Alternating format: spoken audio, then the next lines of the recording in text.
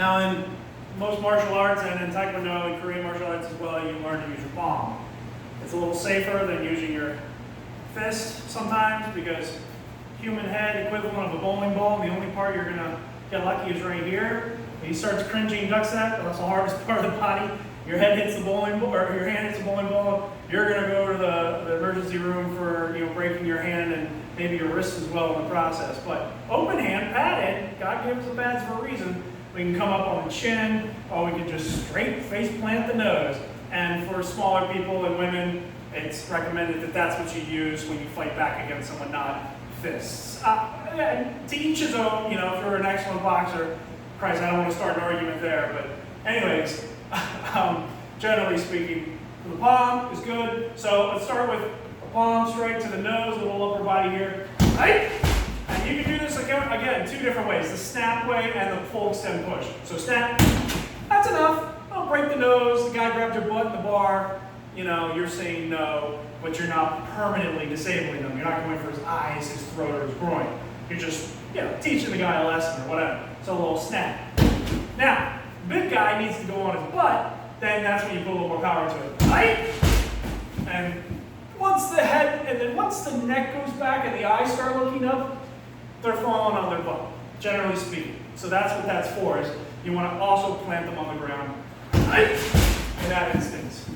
Same thing with the chin strike. You're coming up here on the chin. This is a knockout point. You can't knock them out this way. This way, you're just tearing in confusion.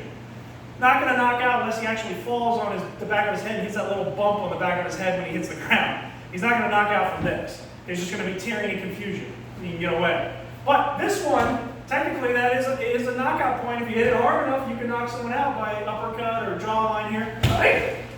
Right? And again, right? Or a quick one, right? But still, you can put some power in that, right? The bag keeps rotating here, but you get the general idea. Okay, and same thing other side, right? Or a face plant, right? Right? You can put some power in that with the double bag, right? Right? And you're not gonna hurt your hand. That's the main thing here. You go in with the fist, hit the wrong spot, or just slightly the wrong way with the wrist. That's why boxers wrap their wrists with all that, the wrap. And it's also why they wear big padded gloves, pillows on their hands, because, they were trying to prolong it to happen as long as it needs to happen, so they're just kind of dulling each other out, But, if you didn't have that, there would be a lot more. Well, the boxer's fracture is the most common fracture in the hospital, so it is what it is. But yeah, I'm not against punching. I'll show that one next. But yeah, I prefer the open palm or the open palm right to the face to get done what you need